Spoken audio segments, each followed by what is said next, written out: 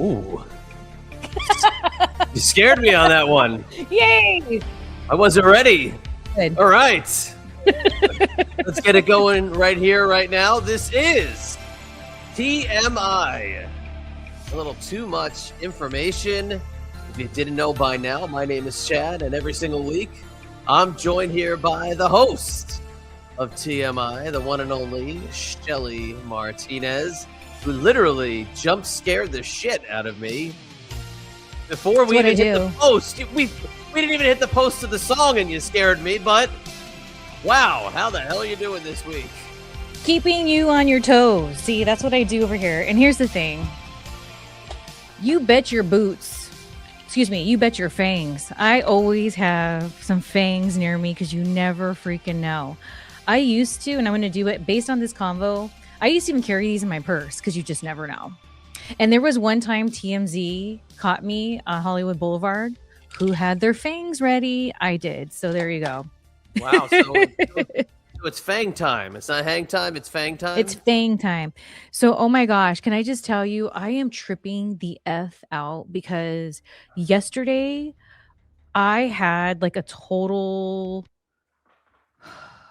Okay, Married with Children. We've talked about it before for fans here.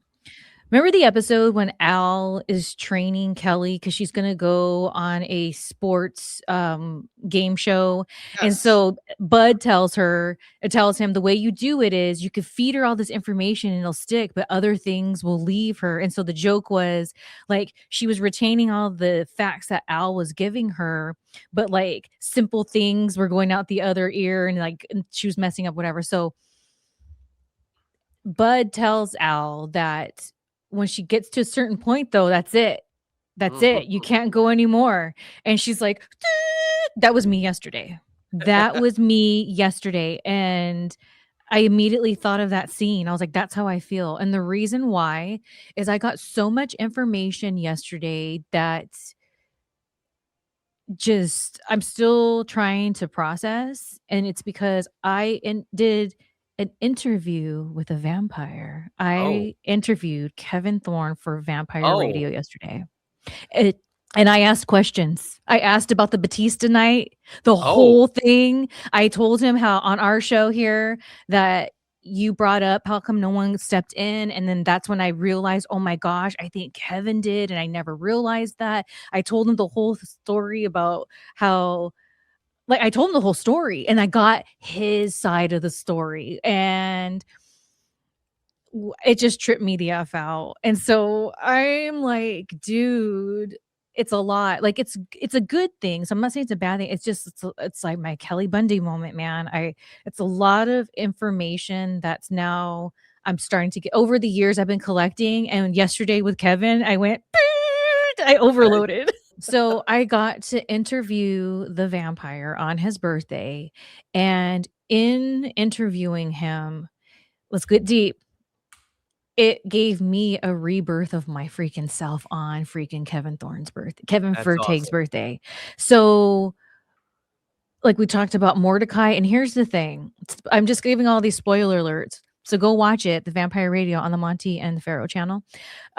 So over the years, especially back then when it was in live time, you hear these stories from people who are trustworthy to listen to that told me stories about Kevin that it wasn't really the right story. And so I got to hear about the Mordecai stuff and like, I've heard it before, but like, not straight from like Kevin like that, you know? And so it was so crazy to realize the parallels that he and I had. And no wonder why God put us together in this gimmick. And like, I can't believe it because I just can't believe how it took how long, like, you know, to realize how much he and I were so alike. And I wonder if that's why we butted heads so much backstage and we're always fighting with each other, because it wasn't that there was this sexual like tension between us. We were just like two peas in a pod, but we didn't realize it because we're so used to how everyone else is. Right. And so I'm just like, I feel weird. I feel weird. Yeah, that's he's got, I mean, a hell of a story about the way Mordecai came to an end, and the whole bar fight and how it was handled and what they did to him the whole time, even through the Kevin Thorn days. I mean, it's I had no. it's Here's the thing. incredible. Oh, you never knew any of that? Spoiler alert, because this is what the word on the street was back then. Kevin Seven, because that was his name in OVW. So of Right, course we okay. still called him that. Kevin Seven, because he wasn't Kevin Thorn yet. He had been Mordecai at this point. Oh, Kevin Seven, drunk at the bar, and he got in a bar fight, messed up his whole run. That was said in a way that it was like, that's fact. So to find out, A, he wasn't even drunk. He wasn't drinking. And then B, he was actually trying to do the right thing. Right, yeah. Like, He was actually where's that defending people. story? That Right. story, I feel, unless Kevin has said it in interviews I haven't seen, like, but generally speaking, they frame him as, oh, he messed up the first time. And then Yes. I told him, I was like, I'm so sorry I ruined our careers at the end. It just like, it was like, it's just crazy to me. And so to find out that like Vince, Kevin said yesterday, he felt that Vince lost, like he didn't have trust in Kevin anymore. And so when we were doing Kevin and Ariel, or Thorn and Ariel, that he was kind of like on the fence because he felt like he couldn't like trust Kevin because of the bar fight thing. And like, it's crazy because that's when I realized, well, then look at what happened to me. We talked about in our last show. I went there and how I was just like, so they probably were like, they're the same. Right. They were saying, Yeah. look Right. it. First he comes and has a problem, then the bar fight, the Mordecai thing, and then now we team him up with this girl, and then now she's acting like how he used to act, and that's just like, oh, like my mind is blown, Yeah, dude. he has Like, not told that story a lot, in his interviews. I wanna say he told it on one of my first ever podcasts. How he and I became friends almost 10 years ago was through my first podcast, and he told it on there in extensive detail and would refer people back to that podcast if they asked him about it. I know he's since told it maybe less than 5 times in 10 years. So the fact he said it with you, he probably won't go and just spout it out everywhere again. He doesn't share that very I often. didn't realize that.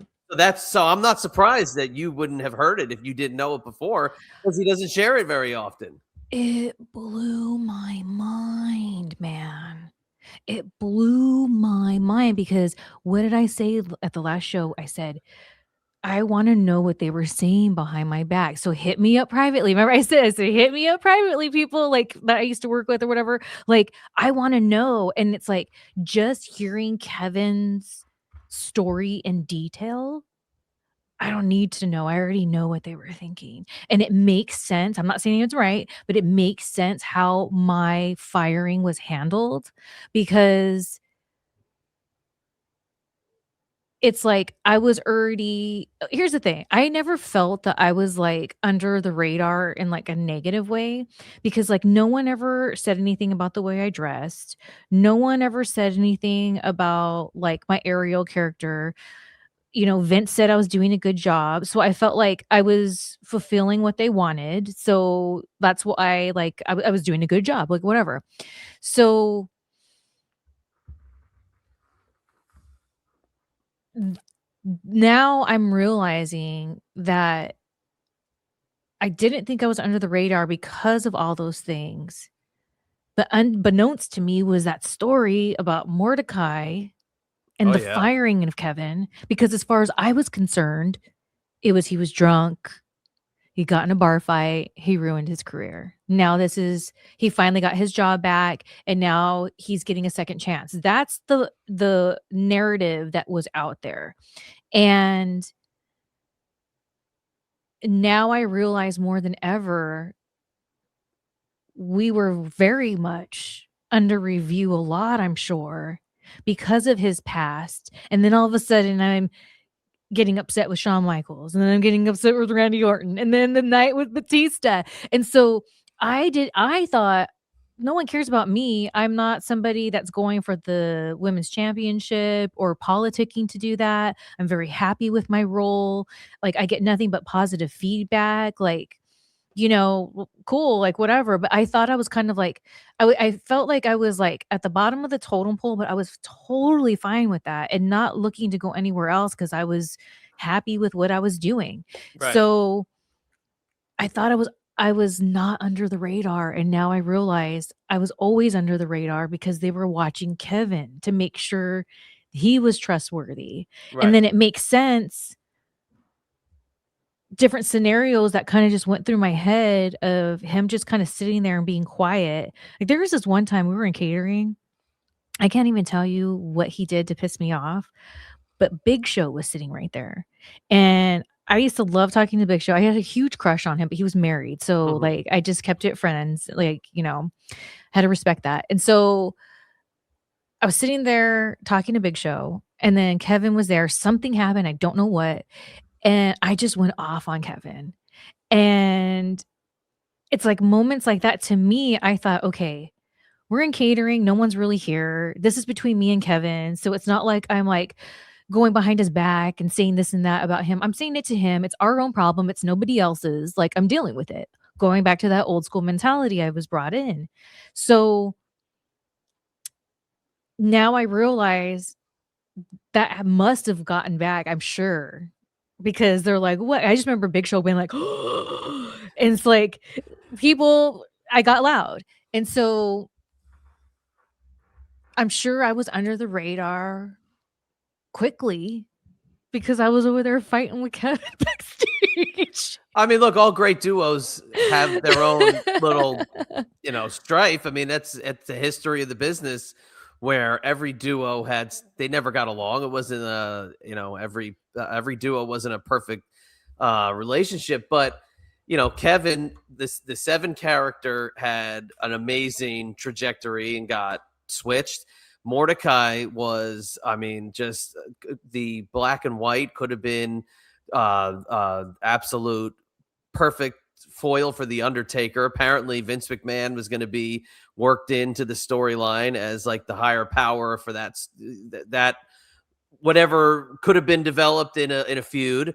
But with you guys, I mean, you guys had a good spot for a while there in ECW. So you guys, I think, were looked at as a duo, no matter what, of good or bad, if it was attitudes or what. I mean, on those tours, I mean, you and Kevin, you worked Kane, you had Punk. You guys were always in a good spot. It's not like you were, opening shit match, get him out of the way, whatever. You guys were always in a great spot on those cards.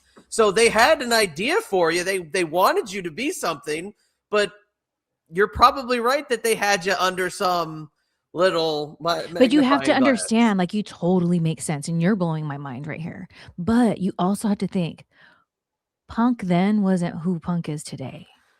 So it was like, so it was easy, even though Punk was Punk, right? Punk was Punk, but he was just, at least in that, he was a featured player in that time frame because they were trying to make you guys a little separate.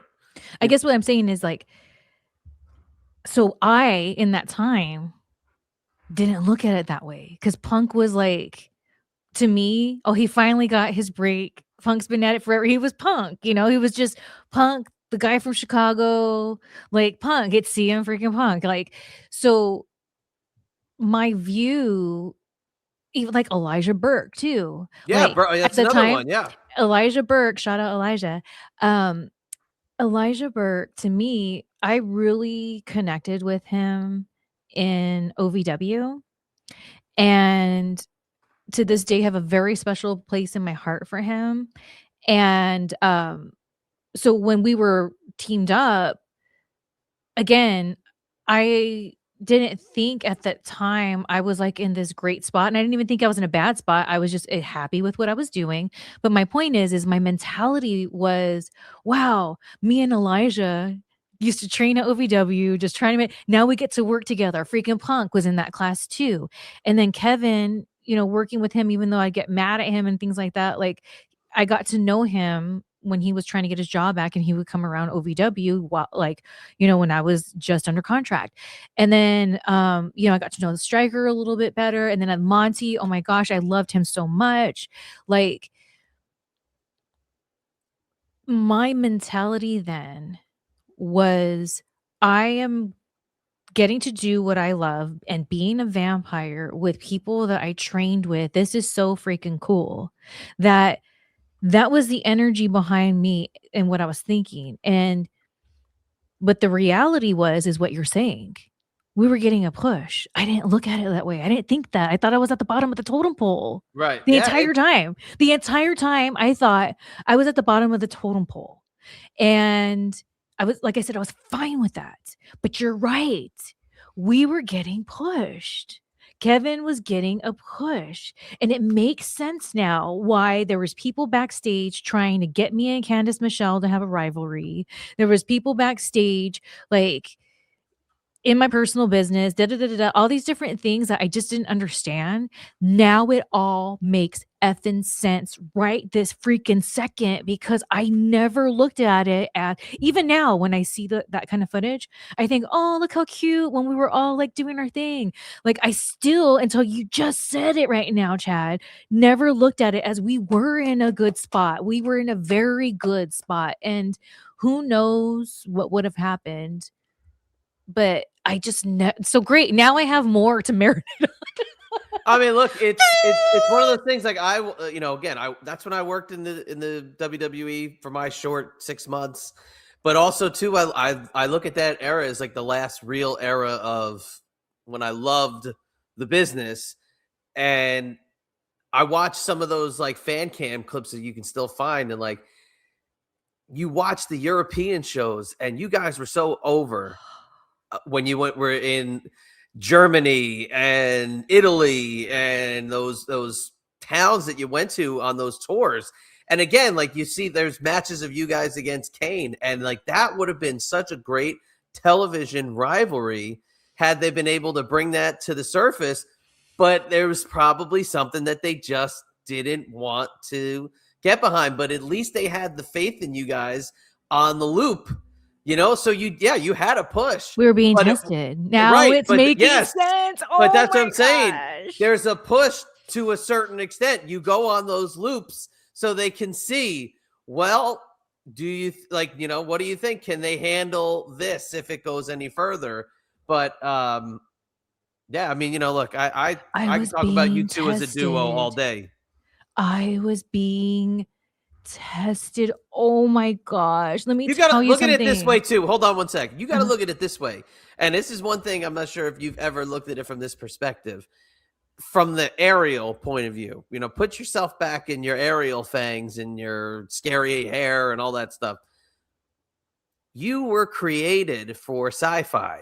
Okay. SyFy wanted supernatural characters. They wanted a vampire. They wanted a zombie. They wanted the goofy sci-fi, not you guys, the goofy sci-fi element that would come in, but then also some of the other elements we saw that were introduced. Those ECW originals were window dressing for the logo. You guys were there because of the television network. So you got to look at it from that point of view. You were there for a reason. The ECW originals were there because of a logo. I'm getting emotional over this because I never thought of it this way. And you know why, Chad? Because my peers at the time and former coworkers at the time made damn sure that I felt like I was lesser than, and that I wasn't a big deal. And and they saw that I was fine with that. So now it just makes so much sense. I just never, ever, like, oh my gosh. Like, to me, it was like, yay, I'm playing dress up. I get to be freaking a vampire and I'm a wrestler for WWE, like I said I was always going to be, because I always knew that's what I was supposed to do. And like, when I was still living in Louisville, so I couldn't wait to, like, get home and be with my friends. I had that good balance because I had my friends in Louisville, and we always had our pizza night, where we would know we'd be dieting all week, and at the end of the day, we get Papa John's that one night a week, and our little things that we would do, and, like, I never I never realized what a big deal I kinda was until, like, right now. Ever. I thought I don't know. I never Sometimes you realized gotta I take was a just step doing back. my job. That's what I do. I was doing it well. I didn't think twice about it, but it's just like a flood of how people have treated me, how people have cock blocked opportunities for me. So then that made me not be able to make money. And I'm talking about after WWE. So it's like I was struggling and needed those paydays. Like, dude, it just it all to the little douchebag wrestler boyfriend I had, like, oh, it makes me wanna throw up now because he really must have felt real good about himself. Oh my god. Oh my gosh. I'm I'll have to Kelly ask you about Bundy, that one. no. I'll have to ask you about that one off the air, so we'll come back to that. It was my last wrestling boyfriend in the business, and he was younger than me, and I never dated anyone younger than me ever. And I'm Making a gonna be note. real. I'm just gonna be real. Because of different reasons, like, I always had, like, this crush on Punk, and I always wanted to, like, hook up with him and, like, be his girlfriend. So, but I'm glad we never did, because or even hooked up, because one of his really good friends is actually the person that I credit for being, like, my first love, like, somebody like, your first real true love, that teaches you a lot, and it was genuine and real. So, that probably wouldn't happen because they were friends. So, Wait, anyways, time out. yeah, One of his current friends or one of his old friends? current friends. Okay, all right. I'm just trying to do deduction of who we know are his Oh, I'll tell friends. you exactly. Do you want me to do it? You just edit it out. You know what? Go ahead and do it this way because we're TMI. Yeah. Just let it go and I'll say it, but mute it and like do Okay. something over my mouth. So then people Yep. be like, well, who's she talking about? Okay. Okay. Yep. You So got I'm it. just going to give you the story, but make sure you mute the names. Okay. Okay. And play it out. Let them guess. Who's she talking about? Okay. So small, tiny little companies. Right. And I would follow across the country trying to get to know him better. And then I came to the conclusion, this guy is not for me. I'm glad I never slept with him, like, because that would have complicated it. So I don't regret it, even though I, again, feel very pathetic because taking those bookings, man, I had some of the best times ever, dude, that had nothing to do with him.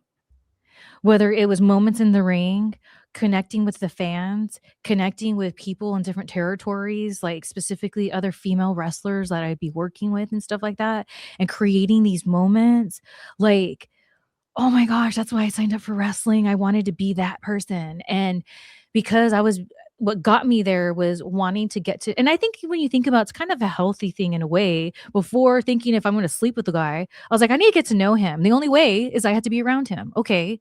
Well, wrestling, because it always goes back to wrestling. So I don't regret it, but I felt like a creep for the longest time about it until I realized and looked at the big picture like, no, dude.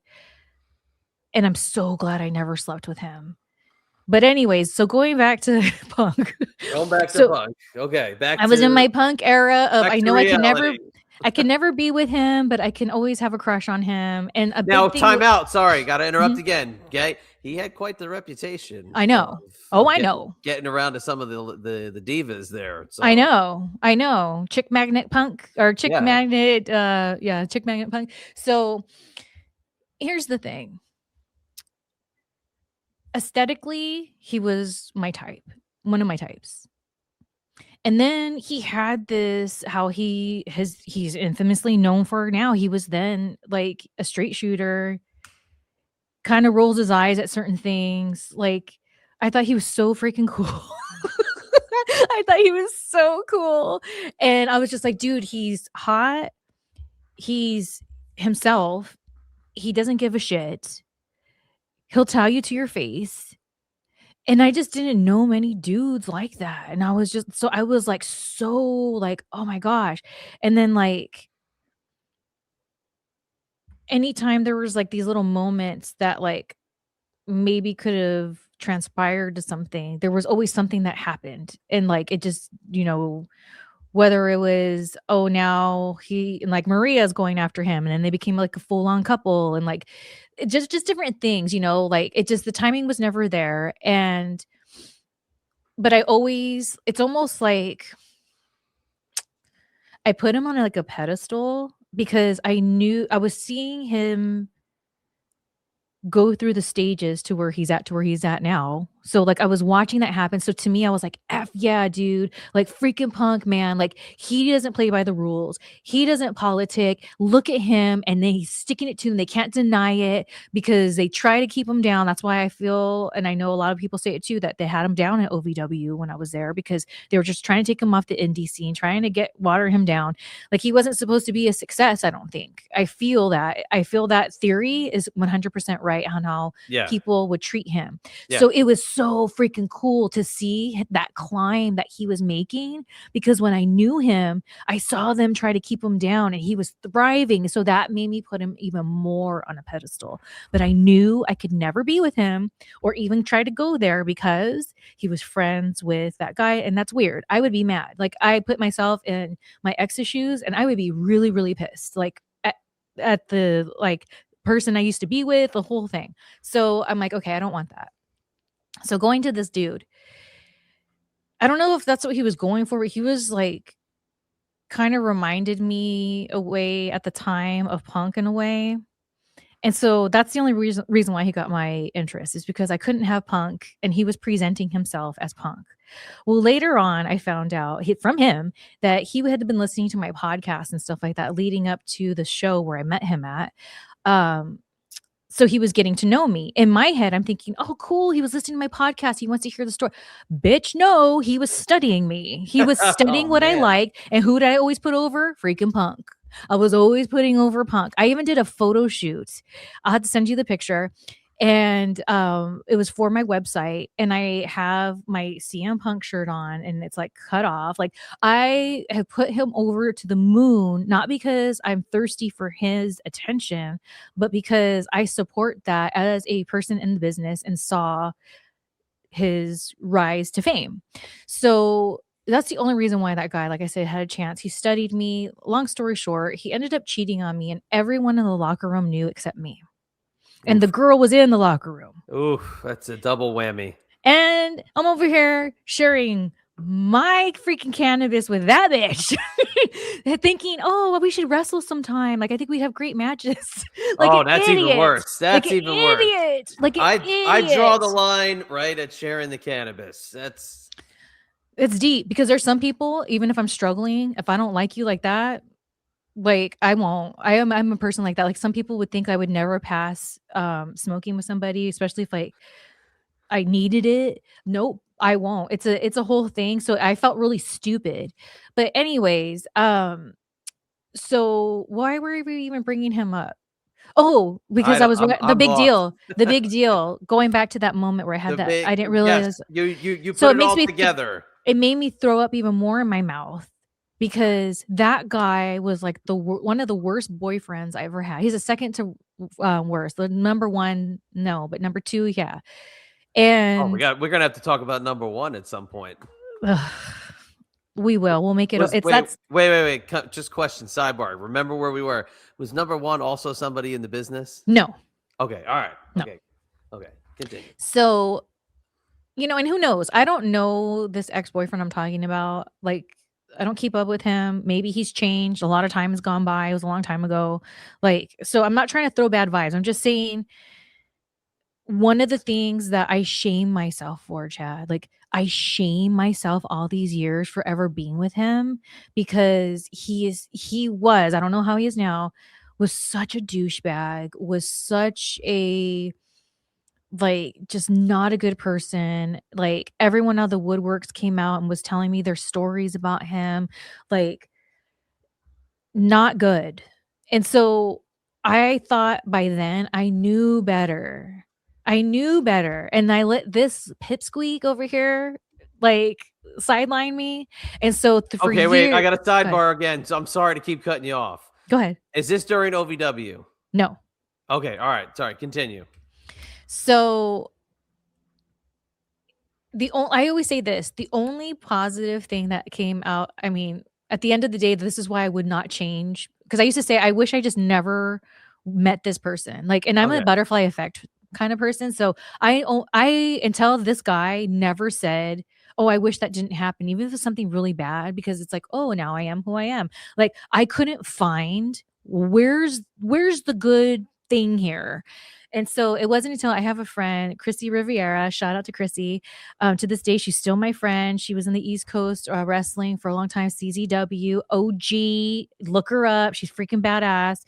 And we're really good friends to this day. And that's what I got out of it. So if that's what I had to go through, fine. But having this moment where you brought some more pieces to me that I didn't even know were missing from my puzzle, it made me think of that dude because for so many years I've shamed myself. You know how many times people say, "Who cares? Like, da da da, you didn't know." It's like, no, like, you don't understand. When you shame yourself, no one can say anything to take that away. You just have to do what you got to do to finally let it go. And so I did that. But now I'm like, oh, now I see. Ugh. And that's why we went down that whole rabbit hole. I know there was a lot of information, but this I is mean, that's TMI. yeah, hell yeah, that's what This the is whole point TMI. is for TMI. I mean, look, I've got so many questions Bring that them on. we can keep going on and on. We've got other things to Yeah, talk we got about, other things but to talk about. we can come back to it as well because I mean, there's some other ins and outs about guys that you've seen and talked to and talked about and whatever. We might have to unpack that at another time. Yeah, we can make it a theme. Oh, Valentine's Day is around the corner. We Valentine's could Day is around the corner. That's a great call. Yeah. Um, because I think I have questions about somebody else that I know of that I thought maybe I was crossing the streams with that is not who you're talking about as well. Gotcha. So that's Ooh. maybe why I'll tease that for another episode. Who we might have to come back to. Scary. But I'm glad that you and Kevin had that closure. And like, you know, maybe more of like for you was that awakening and epiphany about the stuff we talked about in episode 2. And again, if you haven't seen episode 2, go back and watch it because I mean, we framed it as setting the record straight with the whole incident with Batista, but it's even more than that. It's even more. It's coming to terms with everything that happened with your release and the whole incident with Batista. And, you know, you've had closure with Batista for a very long time, but publicly, the public hasn't had closure with it because they just continue to take the narrative and run with it. And this was, I feel like, the first time you really hammered it home. Like, no, I'm taking the onus for this incident. So you got to check out episode 2 if you haven't watched it yet. All right. Let's stick with some of the partners from the older guard here, some of the older generation. And I don't mean to throw that in a loose term. Earlier in the week, there was a story about the Bellas that popped up that I had seen. And it was about drinking that I thought was a little weird. Nikki Bella had been quoted in an interview talking about how the drinking that the Bellas do is practiced in moderation and typically limited to about 2 glasses of wine, roughly 2 days in a week. And it was kind of put out there to dispel rumors that the Bellas are partiers and that they drink a lot. I mean, this is a narrative that's been out there for a while. Now, we have to kind of point out, too, they're not 25 years old anymore. They're married, children, they're in a different part of life. But I found it to be a very interesting quote to be taken from this interview. Don't drink as much, practice moderation, 2 glasses of wine. There's been a lot of stuff said about them over time. Did you see this? Did you hear about this? Nikki Bella and her drinking in moderation. Well, here's the thing. I don't know Bellas. I don't know them at all. I never met them. I only know what people have told me and what I've seen in media. And I don't say this to throw any negative vibes. I mean, if you look it up, it's there. There's lots of stories that they drink a lot. And you bring up a good point. They were younger, and like, look, I was drinking a lot too when I was in WWE, not because, oh, I'm in WWE, so I'm just going to drink a lot now. Here's what people, I feel, don't understand, because you only understand when you're like living it. That life, and I'm talking about what it takes to be a WWE superstar, what it takes to be, I'm just talking WWE terms, but anywhere, but especially WWE superstar. It's a lot. And alcohol is just easy to get versus like someone like myself who, loves cannabis. And at that time, that's when I was first introduced to all of it and how much it was helping me so freaking much in so many different ways. But it wasn't always available, like, especially when you're traveling or you're overseas and things like that. Like, alcohol is just easy. And so it's like a release. And then you get trained because you're around everybody. Like, it's normal. And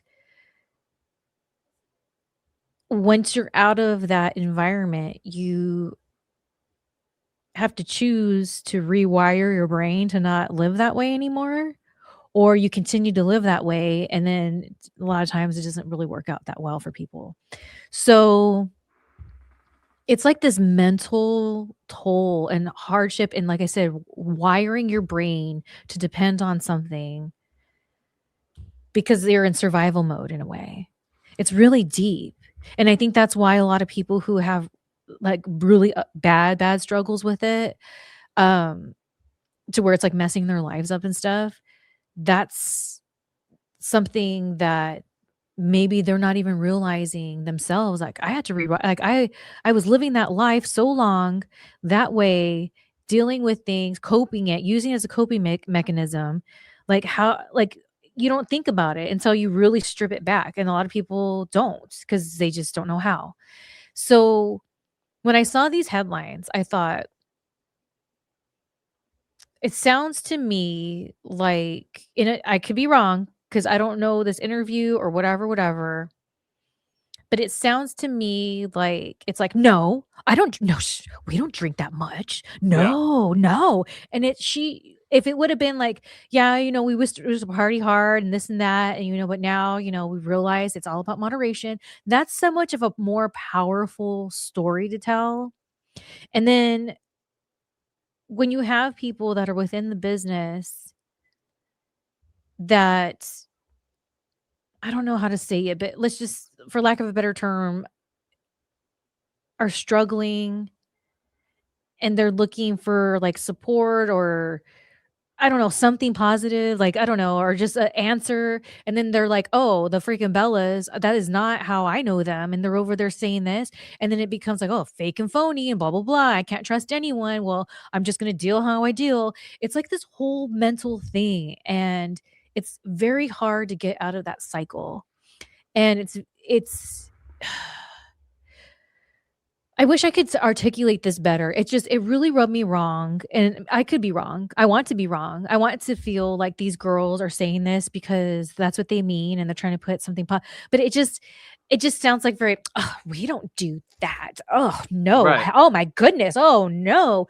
And I remember one of my friends had told me when they had this situation where they kind of got in trouble at work when they were working in WWE. And one of the things they told me, they were like, but yet the Bellas can be falling down the stairs all drunk at the hotel. So like, so maybe that's their coping mechanism of, we're talking about shame. Maybe they have shame to themselves about that. But why say anything then? Just don't say anything, because you're coming off as fake and phony and like you're looking down your nose. Well, I don't do that anymore. And again, I could be wrong. Maybe they were like, yeah, we used to party. I don't know, but And here's where it's easy to point this out. They had a television show that Total Bellas and also Total Divas that they were a part of that chronicled a lot of this. So we got to see where they were at in terms of their party barometer. So it's easy for an interviewer to ask, where you at with your partying these days? They have a wine company, or I guess winery of some sort. So they make their own wine. And another thing too is Brie mode. Brie mode, which Brie Bella wasn't the one quoted, it was Nikki Bella. But Brie mode is when Brie Bella is shit-faced and she's feeling it. So she's had Brie mode t-shirts. I mean, I know my kids have a Brie Bella action figure and the friggin' shirt says Brie mode on it. I never knew that meant intoxicated and fucked up until I was doing my research on the Bella's history with alcohol. But it's known that they were out there. Now, I want to throw this one out there too. I had to do a little bit more digging just to find out how deep does this really go. And it brought me to, I don't know where you're at with this. Francine was always vehemently against the old school YouShoot, hoe bag and the dick bag. Those segments. yeah. You remember those? Okay. Oh, I know all about them. I've been in the hoe bag many Yes. times. Okay. So I've seen your name and I don't support it. Okay. I just went and watched the segment. The Bellas were referenced in one of those hoe bag segments as playing practical jokes on people where they pissed and shit on people as pranks. Now, whether or not you need to be intoxicated to do that, I would think that would need to be a little bit of a factor when you're partaking in that type of joking manner amongst the boys and the girls in the back. So with that being said, whether that's a part of Brie mode, I don't really know. So again, that quote being that they're doing it in moderation, that's where it led me to, was to Tony Atlas telling that story in an old YouShoot with Sean Oliver and the PP and the poopy. Maybe I'm wrong in saying this, but I could have sworn that there were stories that circulated back in the day that Randy Orton did that to people or did that to somebody. Was it Amy Weber? Remember Amy Yes, Weber? that was out there. That was Amy Weber, that Randy Orton crapped in her bag on, I think, a European tour or something, and she quit and was gone. So, Bellas, ladies, you're over there running around acting like Randy Orton. Like, have a little bit more class than that. That is so disgusting. I can't believe they did that. And so I want to know, what was the psychology behind that? Like, why were they just trying to get over with the boys? They just want to be like the boys. They thought it was funny. Like, I would have beat their ass if they did that to me. I'm sorry. I would have beat their ass. If you're going to put your bodily fluids on my, especially the poop, like, I will beat your ass. And I don't care. I would go straight to Vince and say, I'm not getting fired over this because this bitch pissed and pooped in my freaking bag. So I beat her ass. That's what I would do. Yeah. And this is, look, it's coming from Tony Atlas. I don't know why I got so passionate, because it's gross. It's gross. But, so Tony Atlas, I mean, look, I am not disparaging the man. It's not like he said it yesterday. This was 15 years ago, probably at this point. But still, I mean, he's been around for a long time. He's a veteran. He said it. It's out there. So I'm just saying what he said. But again, if you do something like that, he said in this thing, he mentioned they would skinny dip in the pools and that they at the hotels, and that they would urinate and defecate on people's pillows in the hotel rooms or something like that as a practical joke. That is so Har. gross. Like that is like that's health issues. Like it's not good. It's not healthy. Like no, dude. No, no, no, no, no. I can't. So maybe that's why Bella is like, oh, we don't drink like that. And here's the thing. The reason why, like I say, I took offense to it, if that is the case, I could be wrong. It's such a sensitive subject behind the scenes. So you're not doing a good service. And I was always taught you pay for the business. And maybe because they don't come from that, whatever. And maybe it's marketing. Maybe they were even told to tell that answer. Who knows? Maybe she's just told, hey, if this gets brought up, this is what you say. Like, who knows? Or maybe she didn't mean it that way at all. But I just know there's so many people within the wrestling business, from the independents all the way up, that alcohol, we have a hard, weird, complicated relationship with. So that's why maybe it triggered me a little bit, maybe more than it needed to be, because in the business, my business that I'm in, it's like, because once a carny, always a carny.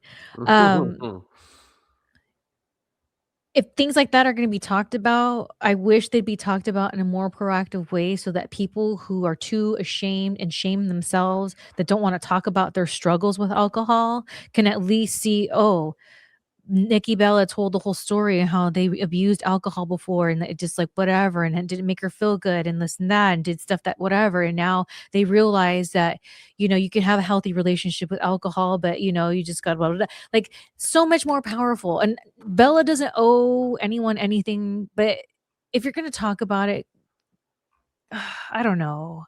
I just take it to heart too much, I think. Like as I'm hearing myself, it's just because I was in the business and I care, and I didn't realize until the last few years truly how alcohol is such a complicated relationship that a lot of us wrestlers have, whether it's to the extreme or to just having to find the balance and anything in between.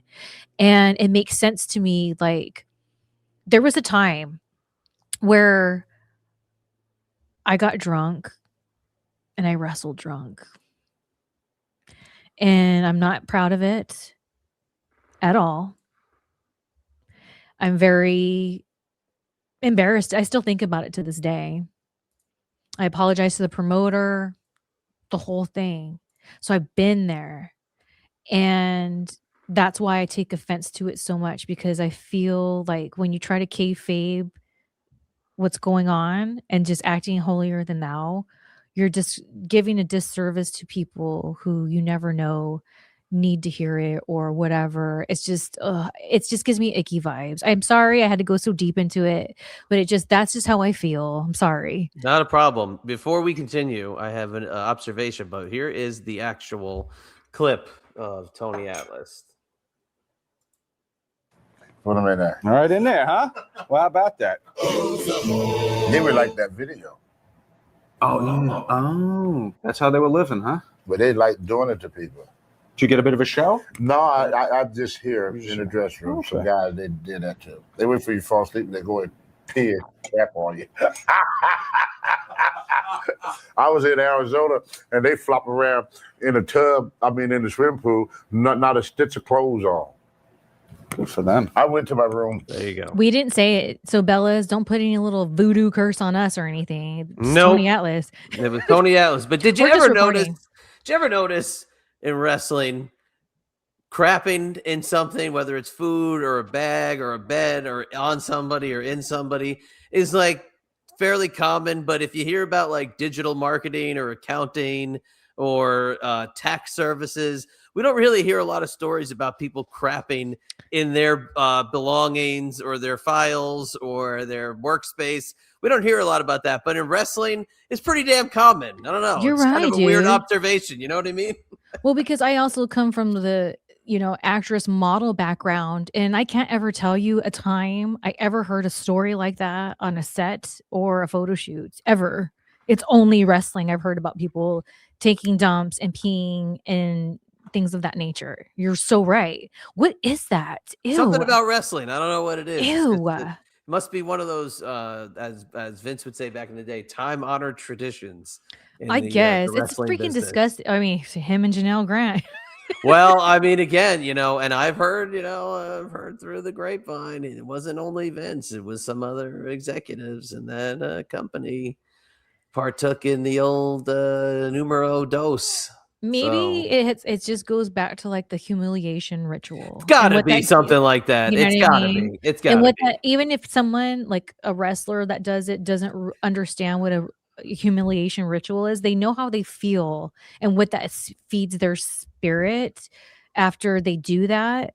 And that's like why people do humiliation rituals, because they're gaining something in that realm from it. So now it all makes sense, dude. It's just a ritual. It might be TMI, but I'm refraining for the fact that I don't want to get sued for putting this guy's name out there. So I will keep that one back. I will refrain from mentioning that name. I won't even bleep it and put it over the airwaves just in case.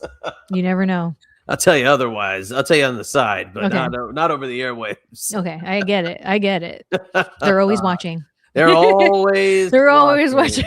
watching. What else is going on with you before we move forward here? Anything else you want to go over? Here's the thing. I'm going to get all passionate about this. Now, I was scrolling earlier and I saw that Kevin Nash was going off on Logan Paul. And Okay. here's what the quote says that Nash says. That mother effer went, from what I heard, he's making like $5 million for effing limited. And those other mother effers are out there making house shows. F you. That's from the boys. I don't give a F how many people are following you. If it said that you had 24 effing million Rhodes Scholars following you, mother effer, man, I would be like, dude, you are right. I would be like, dude, you are effing Jesus. You got a bunch of effing idiots. Okay, whatever. That doesn't make sense. But point is, now, in the world of wrestling and in online wrestling feuds, you never know if people are working you or not. So I don't care if this is a work or not. He makes valid points. And the thing is because I've been doing the YouTube thing since 2009. So I'm in the know with a lot of people that maybe the general wrestling audience and or talent didn't really know until like more modern times, because I was like kind of like with the OVW stuff and like whatever. I kind of went through that in YouTube where I like was friends with certain people and now they're like the most like some of the most famous people on the platform. Don't talk to me, never give me the time, but that's what they are. So like when YouTube wasn't what it is today, I was trying to make money because those people that are now super famous in it were the ones that were teaching me that you can make money at YouTube. So that's why I have been working at it for so long. So I've known about the Paul brothers for quite some time before like the general non-YouTube mainstream people knew, right? Douchebags, always douchebags. And I'd always say to myself, they would probably do really good in wrestling, I bet you. And it makes me want to throw up. So then fast forward when Paul joins freaking wrestling, I rolled my eyes, threw up a little bit in my mouth and thought, watch, he's going to do really good, because I could tell he was going to be the type to put in the work in the ring and do the things that go above and beyond, like stuff like that. And I just knew he was going to be good. Like I just did. And that made me even more bitter. But as a old grizzled moody wrestling vet, I felt like this YouTube guy on my turf, ew, like, ew. And I know that there was a situation, I can't remember the details, where there was like somebody, some rapper or something they were going to try to bring in, and like he like didn't do well or he didn't care. So like they ended up scrapping it or whatever. Like I definitely knew Logan Paul wasn't going to be that type of a person. Like he was going to put his all in. Are you talking about last year when they had oh gosh, his name just gave me the biggest guy in the world, but the guy who there was what's his name? Travis Scott. It was Travis. Yes, that's who it was. Oh yeah, Travis Scott was involved when The Rock was involved in a lot of the storylines, but then I guess he either no-showed something. He also sandbagged Cody Rhodes and gave him a huge potato at I think the Royal Rumble or something. That's why you don't put people like that in the ring with Right. Cody. You give him you give him a jobber. Did you? Yeah. No, he really like potatoed him real bad, and but then I think he no-showed something. And I think it was like plans. I want to say he wasn't showing up for practice or something like that. Maybe it was something like that, but they scrapped everything with him. Yeah, everything. And so I give credit where credit is due. Like I said, I hate admitting it, but I always knew he would do well. But it just feels like there's this part of me, and maybe this makes me an asshole. That's fine. It's like you didn't eat, breathe this business like a lot of us have. And I just felt he was probably going to be like, how can I say it? I'm trying to be careful with my words. I should just say it. I just felt like he was probably going to be all cocky about it. Things come a little too easy for him. Again, not saying he didn't put it in the work, but just the vibe. Yeah. And so when I saw that Kevin Nash said that, who knows, maybe it's a work, I don't know, but if I stood by it and retweeted it because I was like, yes, because to me, I was like, he's on our turf and I hate it. And I have spite towards like the whole nine. It's got work vibes to me with Nash, only because Nash did this with LA Knight. LA Knight picked up a lot of steam. About a year and a half ago or something. Logan Paul has the ability to be the biggest heel in wrestling, but also too, Nash always with those ties to Hollywood, and always popping up in movies. Like, I don't know. I just feel like Nash has the ability to work an angle with anybody, that is his buddy, the boss, can tell him like, hey, I need you to talk about Logan Paul. Say that he doesn't deserve to be where he is, yada, yada, yada, like crap like that. I feel like it can be a controlled narrative just because of who his good buddy is. So for me, it always feels like a work when it's a guy like Nash. I could be dead wrong because Nash could just wake up in the morning and tomorrow and be like, you know what? He's not that bad. He's all right. He's done a good job. Like Nash is that kind of guy, it seems like. And here's the thing. Hearing myself say all this stuff out loud, I just sound like one big effing hater. And that's not what it is. It's just no, you're not a hater at all. It's a normal reaction to feel from. I've said this. I'm sorry to cut you off. Okay. And we're going all the way back to the first conversation we had in the first segment.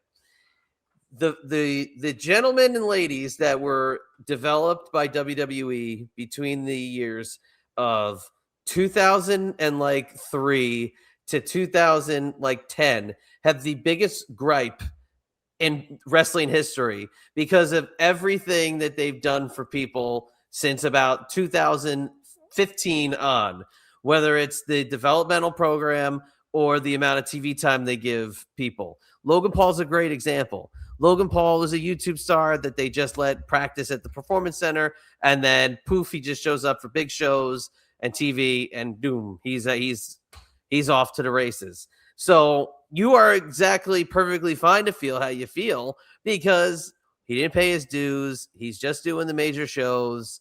I mean, I don't know if he's working house shows. Are there even house shows anymore? I don't even know. There's like maybe 10 of them or something, and they're all in the big venues. They're not working small towns in Chattanooga and Beckley, That's West Virginia. sad. You know what I mean? You're not driving from Trenton, New Jersey to Wilmington, Delaware, to Baltimore, to Richmond. You're not doing that anymore. So you have all the right in the world to feel the way that you do. But he's not bad. He's not terrible. He's just not what I would want to watch as a fan.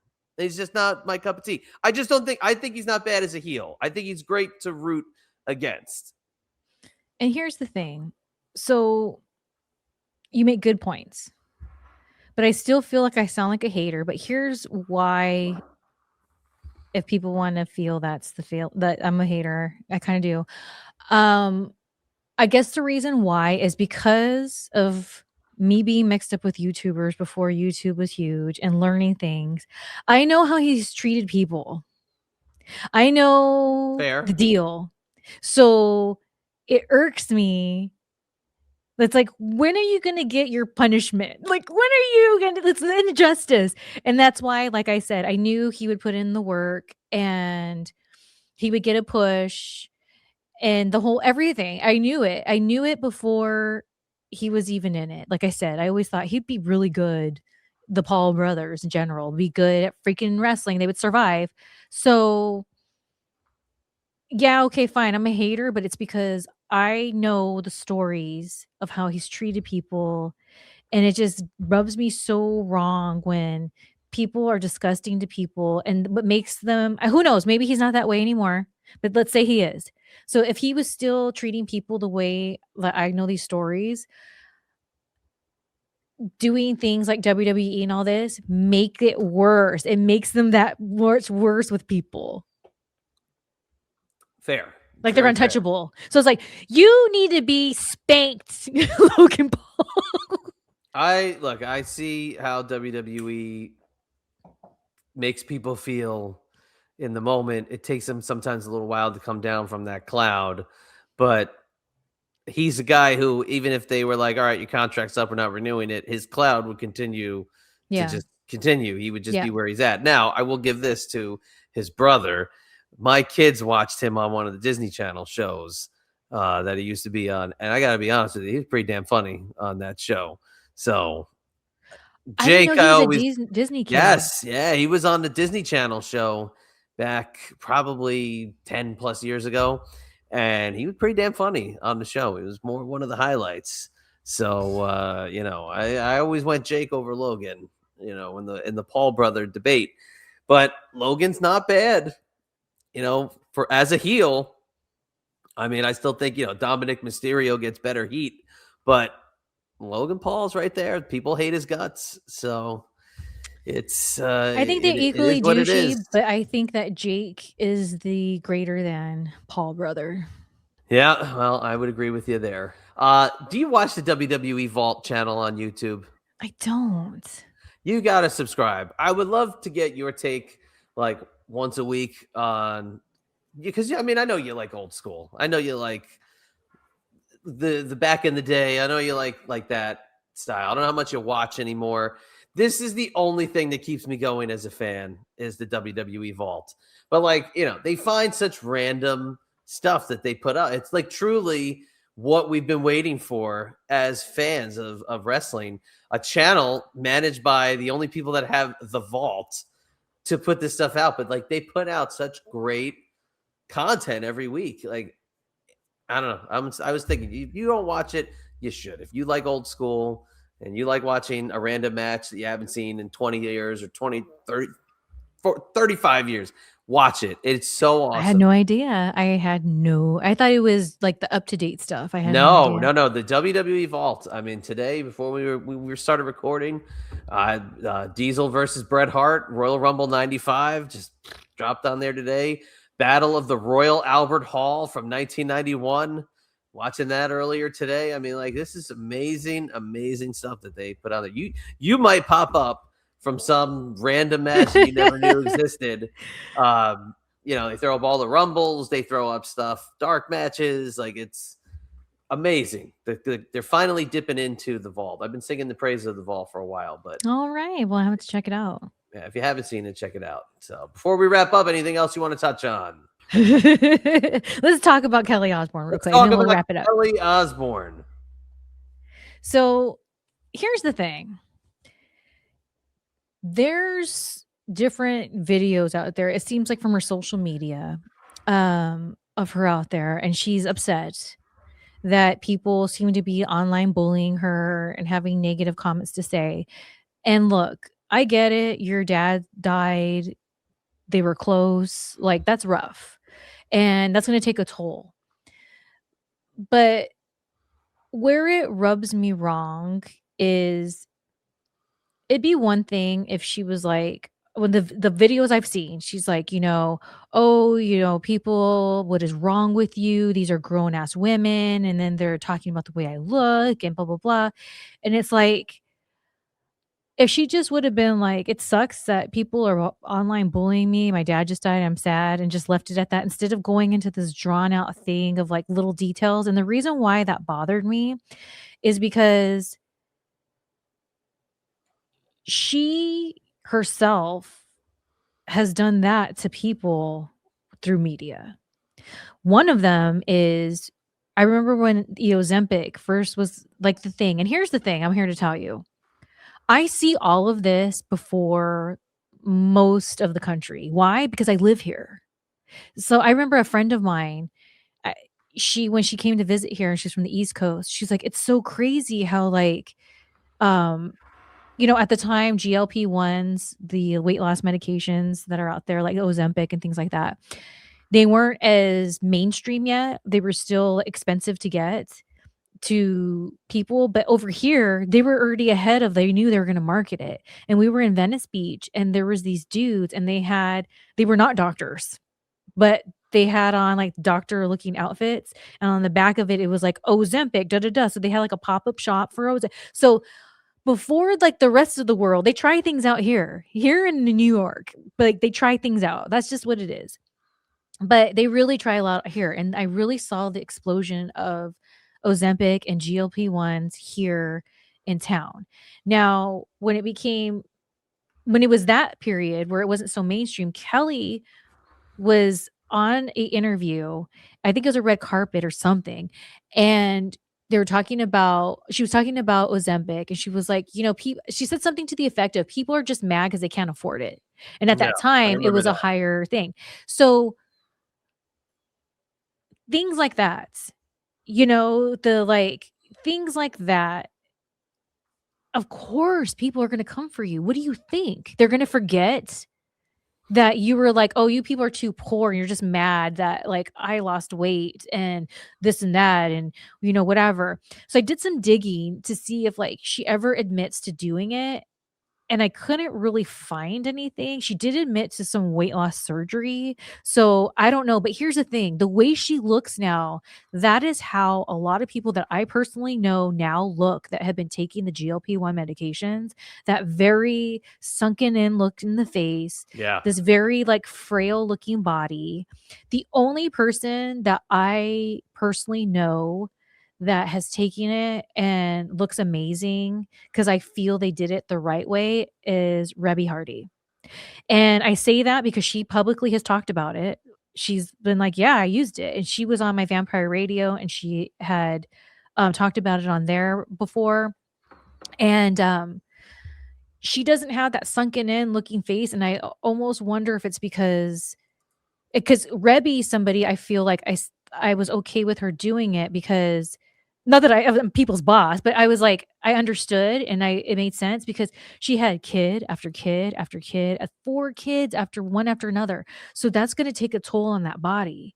And I bring Rebby up because people who have tried to get me to be on board with Ozempic and things like that always say, well, what about Rebby? Because they know how I feel about it.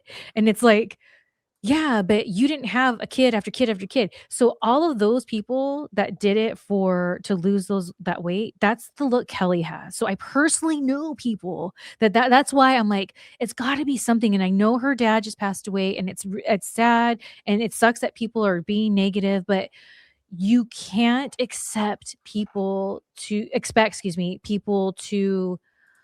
not come for you when you have been, just poor people can't afford it, and having this like attitude about it and not get it back. Like, you can't, there's going to be a repercussion, is what my point is. Look at that. That is just a horrific transformation. There's nothing attractive about that. There's nothing favorable about this result. This is a just disturbing. I need more addiction to weight loss. Now, people struggle with weight loss, yes, but their coping needs to be monitored by people who are not psychotic drug pushers, for which I'm sure whenever Hollywood drug pushing doctors she's seen that are saying, take more, take more, take more. Now, where I live, which I used to live more on the East Coast in the New York, New Jersey area, where I'm sure we're seeing it rampantly. But where I live in the DC metro area, it is hit here. It's been around for about 2, maybe 3 years, but extensively picking up. There's a person that I know that has taken, I'm not sure which one, but was what I would consider to be a somewhat overly healthy weight prior to literally skin and bones, scary, I would say meth head looking levels now, that I find them physically like unappealing to look at, and I can't even look at them when I'm speaking to them, and I have to see them sometimes, not all the time, but casually, and I find them uncomfortable to actually have conversations with, because their eyes look sunken in, their cheeks are overly pronounced, and their bones in their neck are sticking out, and it's too much. Now, I also know people who have taken it and have had adverse reactions, and they develop gastro problems because their bodies can't handle it. And much like a certain, I'm not going to say the word for YouTube purposes, injection for which the people put into their body during a time where we were forced to stay into our house a few years ago, where people are dropping dead now, shockingly, right? We're all surprised. There's going to be a rash of deaths because of the usage of this medication in a few years. And I don't want to see it, but this is going to happen. I'm telling you, I was just talking about this last night with my wife, that I'm seeing this as a predictable thing. I don't want to happen, but there is such a rampant push of these GLPs that I really think that the drop is going to come when people are going to start developing organ issues, and then unfortunately strokes, heart attacks, and death. Sudden death. They always say that in those commercials. If you experience sudden death as a result of this, blah, blah, blah, don't take it. Oh, wait, you're dead. You're not taking it anymore.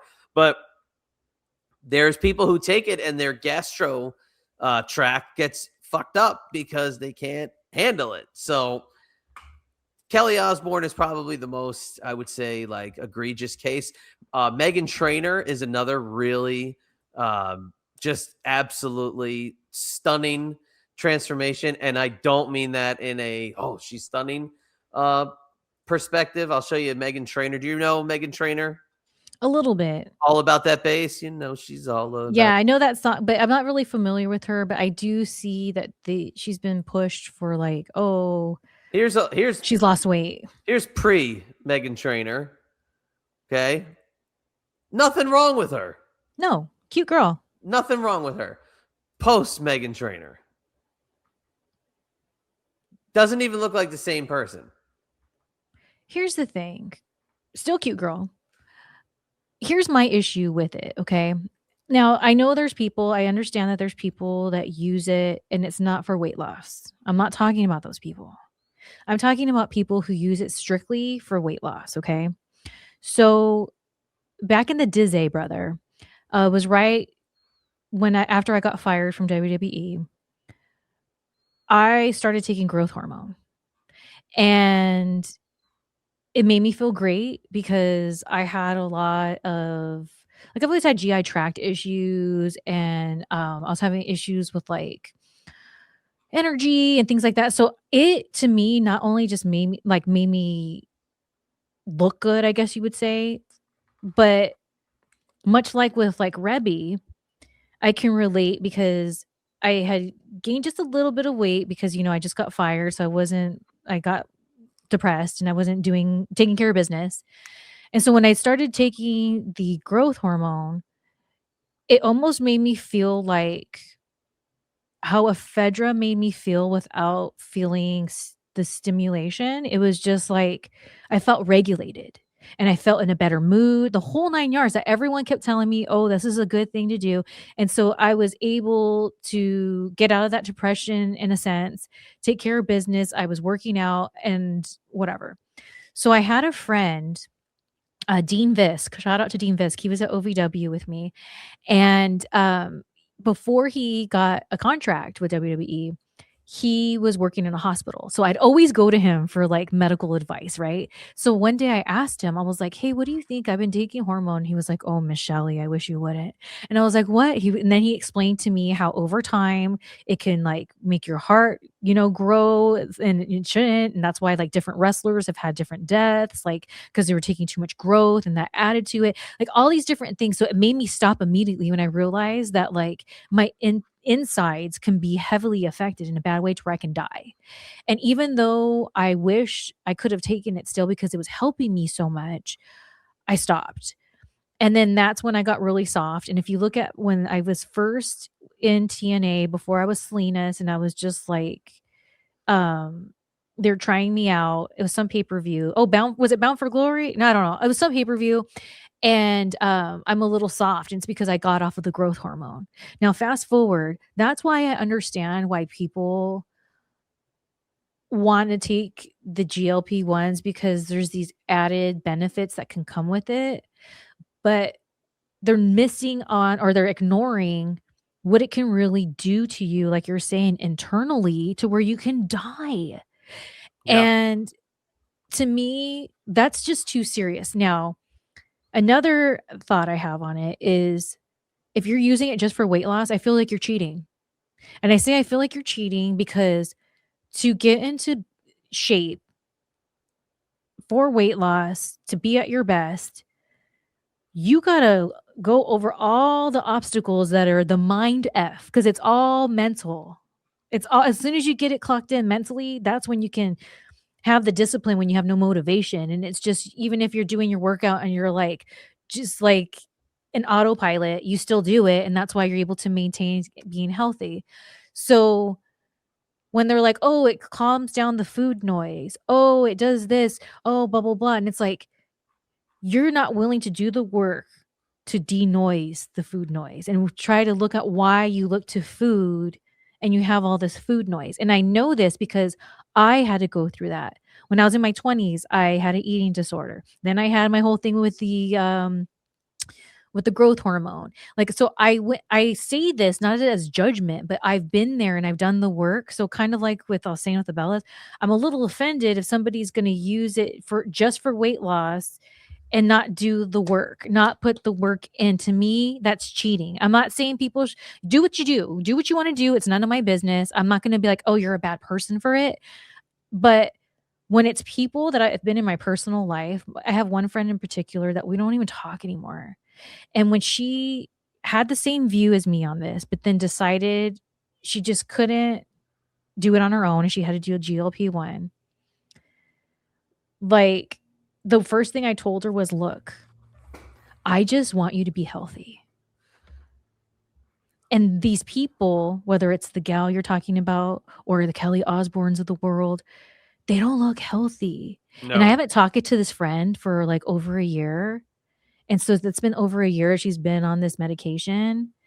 And so I just like worried, are you healthy?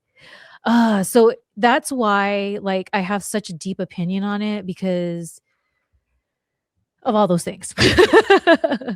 All right. Yeah. I mean, it's a strong opinion. And again, it's a big conversation because it's taking over. I mean, it's little by little. I hear, 3-4 people at a softball practice talking about it. It's parents can get their hands on it now, and they're starting to dip into it very, very casually because they just hear others talking about it. And now when you see somebody lose weight, it's not the old-fashioned way. It's, oh, they took Ozempic or the other, whatever the big one is. I forget. I don't know. There's two of them. There's so many. Yeah, but the there's two big ones. whatever. Manjaro, that's it. And then and you go on Instagram and there's pills they're trying to push that are GLPs, and it's not good. I would just stress staying away from it. Go about it the old-fashioned way. And I really think that you wanted to stretch this to fit a Dean Visk reference into the episode. Personally, otherwise known as Dean Jablonski for those. Yes, or Dean the Cooler Visk. He always had his cooler, so we nicknamed him Dean the Cooler Visk. For the OVW fans, was it the A team, the A squad, or something like that?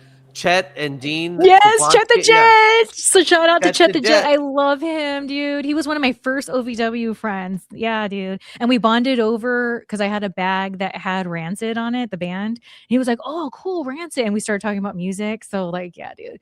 Yeah, but Dean the Cooler Visk, man, I keep in touch more with Dean. I should keep more in touch with Chet, but they're still in my Facebook life. But yeah, dude. I would always go to him. And so he deserved. And here's the thing. I know we're going long, but I have to say this. That's why I don't like Ted DiBiase, because he did Dean the Cooler Visk dirty at OVW. Oh, which senior or junior? Senior. Okay. All right. Well, because junior's in a little bit of trouble these days. I know. Now, senior, I've heard stories about senior not being the greatest producer to people, so I'm not surprised. Based on what he did to Dean Visk, F him. Cost him his job it was a stupid reason. I do not approve. I mean, that's Dean Visk's story to tell. I mean, if you want to leave it as where it is, unless it's out. I don't know if it's out there. It is out there. Here's the thing. I was there real quick, and then we'll end it with this. Okay. I'm sorry. I'm going long. Okay. So we're at OVW, and one of the things that I mentioned before that they would do is they would have Office come in, and we would have like promo day and have some made up matches so they could see if there's anything to call up. So it was one of those days, and Ted DiBiase was there, and I forgot what role he had in the Office at that time. And so Dean loves the Ultimate Warrior. And so he had kind of some Ultimate Warrior isms in his match that he had. And then when good old Teddy was talking about his match, he said something. I can't remember exactly what he said, but it was like, "Oh, Ultimate Warrior, blah, blah, blah." And like he like talked crap. And then Dean goes, as a joke, totally, because everyone laughed. He goes, because he loves Ultimate Warrior so much. This is how I remember it. Dean, if I'm wrong, tell me. He goes, "I refuse to buy that propaganda." And like when he did that, it was on the ring. But he wasn't like, "I refuse." He was like smiled, Dean, this is awesome smile. He's like, "I refuse to buy that propaganda." And we laughed because we knew he loved him. He got mad. And then Dean Visk no more had a contract. He didn't have a contract anymore after that. That's petty. That's super petty. That's what I'm saying. And I don't know. I'm going to hit up Dean, see if we can get him on the show, and we got to interview him for it. That's super petty. Listen, I do love me some OVW, so we can. If you say something OVW, I will drop a OVW reference that will pop you at some point. And for those that want to watch the Ultimate Warrior, they've had some Ultimate Warrior found footage on the WWE Vault, so go watch that as well. So they should sponsor us. Oh my gosh, I'd mark out for that big time. But yeah. What an episode of TMI this has been. We covered a lot of friggin' ground, man. Let me tell you something, and this is what I love about TMI. The first friggin' 45 minutes of it wasn't even planned, folks. I know. That was literally just us talking off the cuff, okay? That's what I love about TMI. So if you like what you see, subscribe to TMI here on the Shelly Martinez official channel I want to have the exact channel name. It is at Shelly Martinez channel here on YouTube. Make sure you are subscribed. Make sure you have your notifications set up. It's going to be here for any of our clips, any of our new episodes, anything and everything going on in the world of TMI. Plus, Shelly pops in on YouTube a couple times a week, tells you what's going on with her. She's got so much going on. Me, all I have is at Chad EMB on X and at IB Exclusives on Instagram. If I have some things that pop up, I'll throw them to you. But right now, it's all about the Vampire Queen, Shelly Martinez, who, remember, all the way back at the beginning of this episode, scared the shit out of me. So I'll turn it over to you to take us out of here. Know. You never know when I'm going to get you. Okay, guys. Well, check out the channel. Keep watching. Much appreciated. Especially go into my Save Wrestling playlist because I have some vlogs there from when I was on the road in my indie days, and there's just some gold there. So go check it out. And if you want all my official links, just go to shellymartinez.net/links. Everything is there for you, nice and organized. And anything that's not on there and you think it's me, it's not. So don't talk to those people. Definitely don't, because you don't know what vampire rabbit hole they might send you down. So I don't want to know. I really don't. But we'll leave it right there. We'll catch you next time for Shelly. This is the Chadster. We'll catch you on the flip side.